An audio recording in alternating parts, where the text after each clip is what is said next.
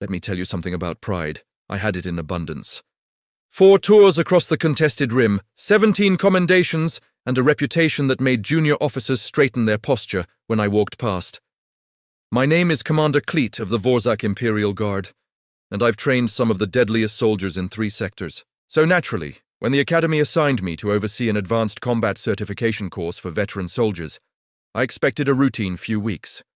Polish some skills, share war stories, hand out certificates. Easy. The classroom that morning was filled with exactly the kind of warriors you'd expect. Thornik, a massive Kron, whose beetle-like exoskeleton had deflected plasma fire on 6 different worlds. Lieutenant Vesa, a Pelian sniper with 4 arms and a kill count that would make most admirals uncomfortable. Even little Cadet Pip, a fizzer barely half my height, had survived 3 encounters with Ravager hunting parties. These were professionals, battle-tested, competent. I stood before them, chest plates gleaming, and began my standard speech about excellence and tradition. That's when the door slid open. In walked a human. Now, I'd heard of humans. Everyone had. The new species that somehow qualified for coalition membership despite coming from a death world. They were supposed to be durable or something. But this one? He looked like he'd gotten lost on his way to a recreational facility. He wore loose black fabric, simple shoes, and carried a bag that appeared to contain absolutely nothing threatening. His hair was slightly messy. He was smiling. "Hey everyone," he said, with the kind of cheerfulness that immediately made me suspicious. "I'm Jake Martinez. I'll be your guest instructor for today's practical training session." Thornik's antennae twitched. "Guest instructor? In what discipline?" "Oh, you know, basic fitness, combat readiness, standard stuff." Jake set his bag down and stretched his arms over his head. His spine made several disturbing popping sounds. "Nothing too intense. We'll keep it light." I should have known right then. I should have recognized the warning signs. But pride, as I mentioned, can make you remarkably stupid. "Well then," I said, maintaining my authoritative tone. "We're ready when you are, human." Jake's smile widened. "Awesome. Let's head to the training grounds." That walk to the grounds would be the last moment of confidence I'd feel for the next 6 hours. The Vorzak training grounds are impressive. 50 acres of reinforced terrain, obstacle courses designed by military engineers, equipment rated for species with twice the standard gravity tolerance. I'd seen soldiers weep at the sight of it. Jake looked around and nodded approvingly. "Nice, this'll work. Okay, everyone, we'll start with some light stretching and basic cardio, just to get the blood flowing." Light stretching. I've been in combat. I've faced hostile boarding actions. I've made tactical decisions with lives hanging in the balance. But nothing prepared me for Jake's definition of light stretching. "Just touch your toes," he said, bending forward until his palms lay flat on the ground. His legs remained completely straight. "Hold it for 30 seconds. Really feel that hamstring stretch." I looked at my legs. Vorzak physiology doesn't exactly bend that way. Neither does Kron, Pelian, or Fizzer physiology for that matter. We tried. We looked like broken furniture. "Huh," Jake said, straightening up without any apparent effort. "Flexibility differences. No problem. Let's move to cardio. Just a quick warm-up jog around the course, maybe 3 laps. 3 laps. Each lap was 2.4 kilometers. And he said jog like it was the most casual thing in the galaxy. We started running. Jake started jogging. There's a difference. He moved with this easy bouncing gait, like gravity was optional. Meanwhile, Thornik's armored plates were clanking, Vesa's breathing sounded like a malfunctioning air filtration system, and Pip looked like he was contemplating desertion. Halfway through lap 1, Jake pulled an apple from his pocket and started eating it. While jogging. He wasn't even breathing hard. "You guys doing okay?" he called back. "Remember, this is just the warm-up." Just the warm-up. Those words would haunt my nightmares. After the jog, which only Jake completed all 3 laps of, came the obstacle course. "Okay," he said, pointing at the climbing wall. "Simple vertical climb, about 15 meters, then across the balance beam, through the energy field, and down the other side. Standard stuff." Standard for what species? I wanted to ask. The climbing wall was designed for hexapods, who have 6 limbs specifically evolved for climbing. The balance beam was 12 centimeters wide. The energy field was set to a frequency that required most species to wear protective gear. Jake went first, naturally. He scaled the wall like it had personally insulted him, crossed the beam without breaking stride, and walked through the energy field like it was a mild breeze. The whole thing took him maybe 40 seconds. "Your turn," he said cheerfully. I went next. Pride demanded it. I made it up the wall through sheer determination and the strategic use of climbing spikes. The beam took me 2 minutes of careful shuffling. The energy field made my plates tingle uncomfortably and required mental preparation before entry. Thornick got stuck halfway up the wall. His shell was too heavy. Vessa did better with her multiple arms but nearly fell off the beam twice. Pip made it exactly 3 meters up the wall before clinging to it and refusing to move. Jake somehow climbed back up, helped Pip down, and offered encouragement to everyone. "Hey, first time on a new course is always rough. You should see Human Boot Camp. They make you do this kind of stuff before breakfast." "Before breakfast," he said, "before breakfast." "Wait," Vessa said, gasping for air. "Human military training includes this?" "Well, scaled appropriately." Jake pulled out his communication device and checked something on the screen while standing on one leg, just because he could, apparently. "This is actually closer to what we do in primary education, you know, for kids." Pip made a small whimpering sound. "Primary education," I repeated, my worldview cracking slightly. "You make your children do this." "Oh, sure. It's called physical education, gym class. Helps with development and all that." He pocketed his device. "Anyway, ready for the actual exercises?" The actual exercises. Stars help us. This had only been the warm-up. Jake opened his bag and started pulling out objects. Simple objects. Deceptively simple objects that would go on to cause me both physical and psychological trauma. "So these are medicine balls," he said, producing a sphere slightly smaller than his head. "We'll do some basic throws, squats, that kind of thing. Who wants to try first?" I stepped forward. Again, pride. It was becoming a serious liability. The ball looked light enough. Jake was holding it with one hand, casually tossing it up and catching it. He handed it to me. I nearly dropped it. The thing weighed as much as a heavy weapon. "What is this made of?" I demanded. "Oh, just dense rubber and sand. This one's about 8 kilos. I've got heavier ones if we need them." 8 kilos. He'd been juggling 8 kilos like it was a toy. I tried to lift it over my head for the squat he'd demonstrated. My arms trembled, my knee joints protested. Somewhere in my back, something made a concerning grinding sound. "Nice," Jake said encouragingly. "Maybe start with the 5-kilo one." There were heavier ones. He'd brought heavier ones. Thornick, bless his shell, tried to prove Kron's superiority. He grabbed the 8-kilo ball, lifted it, and immediately regretted every life choice that had led him to this moment. "This is unreasonable," he rumbled. "Really? My niece uses this one, she's 12. Jake said it without any hint of mockery. That somehow made it worse. Next came resistance bands. "These are great for upper body," Jake explained, stretching one between his hands. The band extended about a meter before he released it. "Build strength without heavy weights." Vessa, with her 4 arms, seemed confident. "I believe my physiology will give me an advantage here." It did not. The bands were apparently designed to restrain spacecraft. She pulled with all 4 arms, managed to stretch one maybe 30 centimeters, and gave up with a dignity I had to respect. Jake stretched the same band to his full arm span while explaining proper form. Then came the jump rope. An innocent-looking cord with handles. "Just 100 skips to start," Jake said, demonstrating. He moved so fast the rope became a blur. The sound it made cutting through the air was like a weapon powering up. When he finished, he wasn't even winded. "Easy cardio." Pip tried to skip rope. The rope moved faster than he could process. It hit him in the face 3 times in 5 seconds. "I wish to file a formal complaint," he squeaked. "The rotation speed is too fast," Vessa observed, always the analyst. "Oh, sorry, I'll go slower." Jake demonstrated what he considered slow. It was still faster than any of us could manage. I attempted 20 skips, made it to 7 before my feet tangled and I face-planted into the training ground dirt. Command dignity destroyed. So here's the thing, Jake said, helping me up. My grandmother does this routine every morning. She's 87. That's pretty old for humans. She says it keeps her young. 87.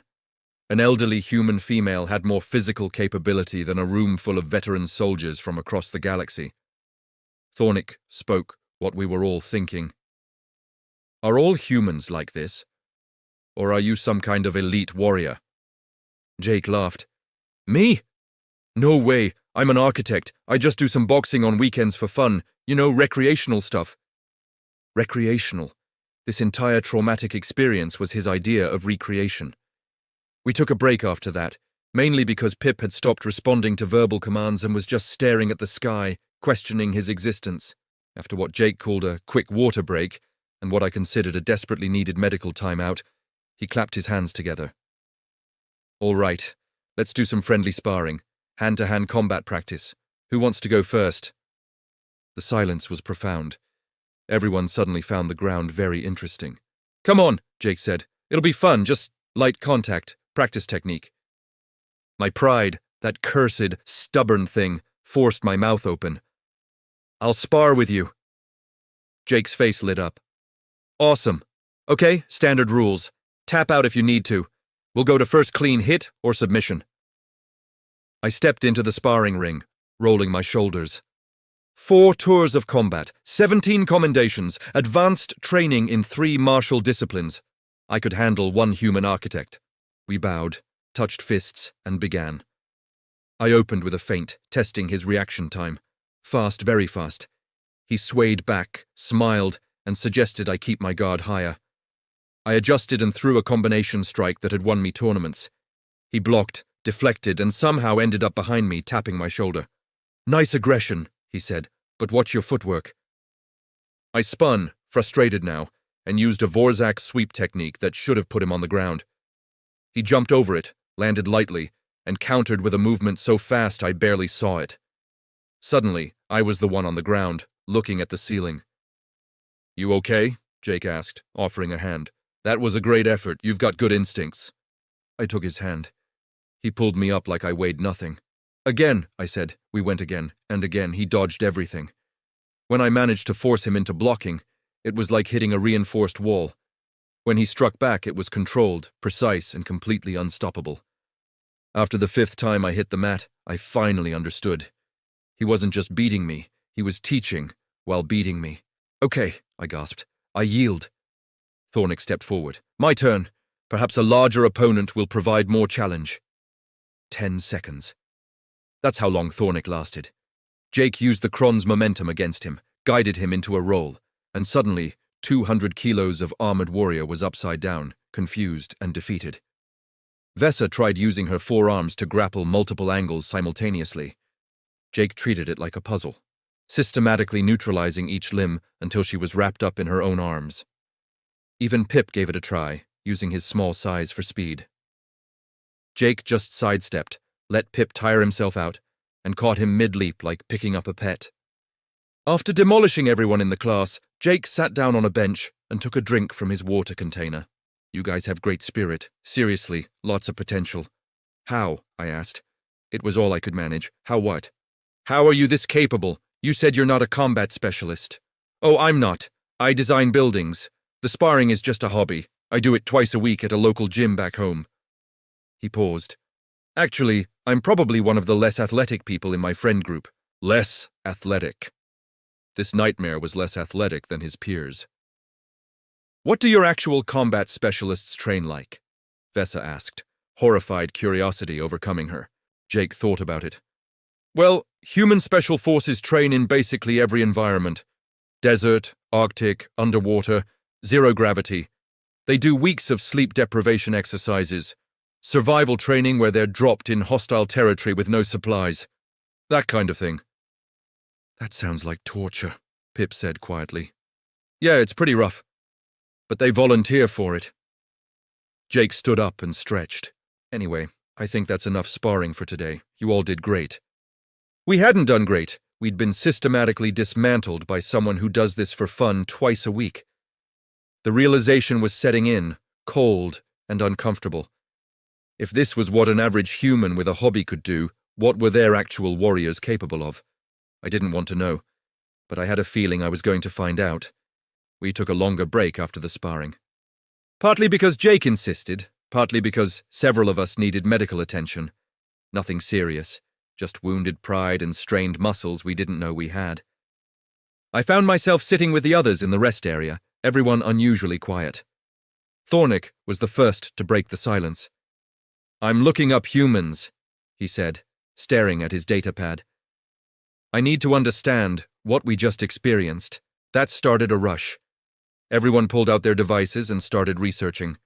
What followed was a series of increasingly distressed discoveries. "They're persistence hunters," Vesa said, reading aloud. "Their homeworld evolution favored endurance over speed. They would chase prey for hours, sometimes days, until the animal collapsed from exhaustion." "That explains the jogging," I muttered. Pip's voice cracked. "I found something called a marathon. It's a race, 42 kilometers. They run it voluntarily, for fun. Some do it multiple times a year." "That can't be standard," Thornick said. "That must be their elite athletes." "No, look. Thousands participate, different ages. There's a category for people over 70. Pip scrolled frantically. "There's something worse. Called an Ironman. Swimming 4 kilometers, cycling 180 kilometers, then running a marathon in one day." We sat in horrified silence. "Their planet classification," I said, checking my own pad. "It's not an error. Earth really is a Class 12 death world. Gravity 0.98 standard, but hostile microbiology, extreme weather variations, dangerous fauna, and apparently the humans just decided to live there anyway." "Look at this," Vesa said, turning her pad around. The image showed a creature with 8 legs and venomous fangs. "This lives where humans live. It's called a Sydney funnel web spider, one of many deadly creatures on their continent called Australia. The humans classify it as moderately dangerous." "Moderately?" Thornick leaned in. "What's highly dangerous?" "Several things. Saltwater crocodiles, box jellyfish, something called a cassowary." Vesa kept scrolling. "Oh, and the plants are also trying to kill them. There's one called a jimpy that causes pain so severe victims have reportedly committed suicide." "And they still live there," Pip said, his voice hollow. "They built cities there. The humans looked at this nightmare continent and said, 'Yes, this is fine.'" I found the human military training protocols, basic training, the entry-level program. It made our advanced course look like recreational meditation. They run everywhere, for miles, while carrying equipment. They train in sleep deprivation. They have a week called Hell Week, where they intentionally push candidates to breaking points to see who can continue functioning. "What kind of species does this to themselves?" Thornick asked. "The kind," I said slowly, "that evolved on a planet actively trying to kill them. They didn't develop advanced technology to escape their world's dangers. They developed it while still living there, still dealing with all of it." Vesa pulled up a video. "Look at this. Human extreme sports. They jump out of aircraft. They climb vertical rock faces without safety equipment. They surf waves 50 feet tall. They attach themselves to flexible cords and jump off bridges for entertainment." We watched in stunned silence as humans did things that violated every rational survival instinct. "Here's what I don't understand," Pip said. "Jake was going easy on us, wasn't he?" I nodded slowly. "Significantly easy. He never struck to hurt, only to teach. He could have moved faster, hit harder. He was being gentle." "That was gentle," Thornick rumbled. "I've faced Ravager shock troops. I've fought in boarding actions. And a human architect who does recreational boxing defeated me in seconds while being gentle." The reality crystallized. Humans weren't just durable. They were terrifyingly capable. And they joined the Galactic Coalition as equals, probably not realizing how far beyond standard their baseline was. "We need to rethink," I said, "everything we know about human combat capability." A shadow fell across us. Jake stood there, holding a container. "Hey guys, brought some protein bars if anyone's hungry. They're pretty calorie-dense." He handed them out. I tried to bite mine. It was like chewing reinforced composite material. Jake ate his in 4 bites. "So," Jake said, sitting down with us, I know today was rough. That's kind of the point. Push boundaries, discover new capabilities. You all did better than you think. Jake, I said carefully, can I ask you something? Sure. How would we fare against actual human combat specialists? Jake's expression became thoughtful. Honestly, I think you'd do okay. Different species have different advantages. You guys have natural armor, multiple limbs, size advantages. Combat isn't just about physical stats. It's tactics, training, psychology. He was being diplomatic. We all knew it, but it was kindly meant. That said, he continued, human special forces are pretty intense. But hey, that's why we train, right? To improve. There was wisdom in that. Terrifying, physically demanding wisdom. The final session started differently. Jake gathered us in a circle. Okay, he said. I've shown you what human training looks like. Now I want to teach you the actual techniques that make it possible. You mean there are techniques beyond simply being indestructible? Vesa asked. Jake laughed. We're not indestructible. We just grew up on a planet that required adaptation. But here's the thing. Physical capability isn't about matching someone else's biology. It's about maximizing your own potential. He spent the next hour teaching us breathing techniques, mental focus exercises, ways to push past what we thought were our limits without causing injury, how to recognize the difference between actual physical limits and psychological barriers. Your body can do more than your brain thinks it can, Jake explained. The trick is learning to listen to the right signals. Pain is information, not a stop sign. But injury is different. Learning that distinction is crucial.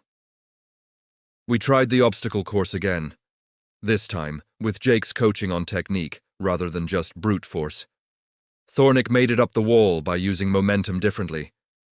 Vesa crossed the beam by trusting her balance instead of overthinking.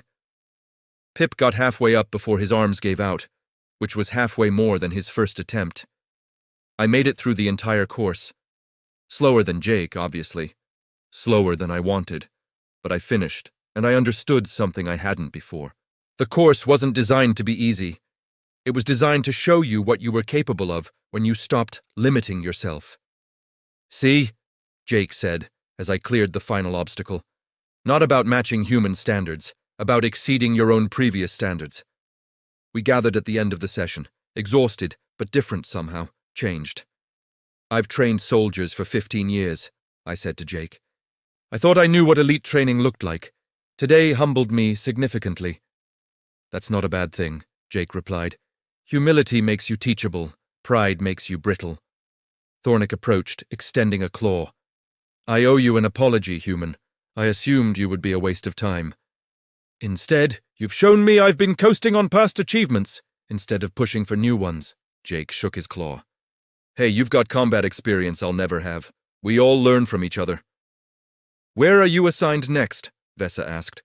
Oh, I'm heading to the Academy's Elite Special Forces Unit, 2-week intensive course. The Elite Special Forces Unit, the best of the best across the entire coalition military. I almost felt sorry for them. Almost. They asked for someone who could challenge them, Jake continued. Should be fun. Fun. He was going to traumatize the most elite warriors in known space and call it fun. Before you go, I said, I want to thank you. Not just for the training, for the lesson. I've been teaching people to refine what they already know. You taught us to question what we think we know about our own capabilities. Jake smiled. That's the best compliment I've received all day. Thanks, Commander. As he gathered his equipment and prepared to leave, Pip approached hesitantly. Jake, can we get certificates? Certificates?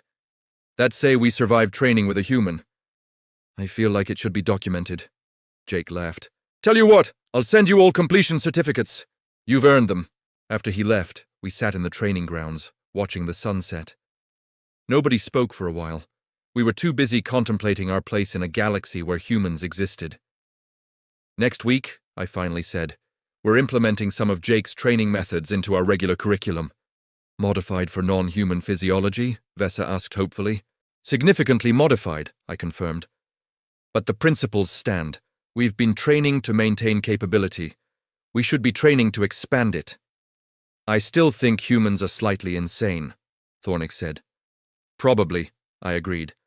But they are kind of insane, and maybe that's exactly what the galaxy needs. Pip raised his hand.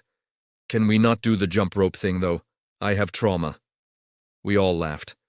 It felt good. Painful because our muscles hurt, but good. Somewhere across campus, the elite Special Forces unit was probably enjoying their last peaceful evening before Jake Martinez showed them what light practice really meant. I didn't envy them, but I did respect what they were about to learn. Humanity had joined the galactic stage, and they'd brought their training regimen with them. The galaxy would never be the same. And honestly, that was probably for the best, even if my back would never fully recover.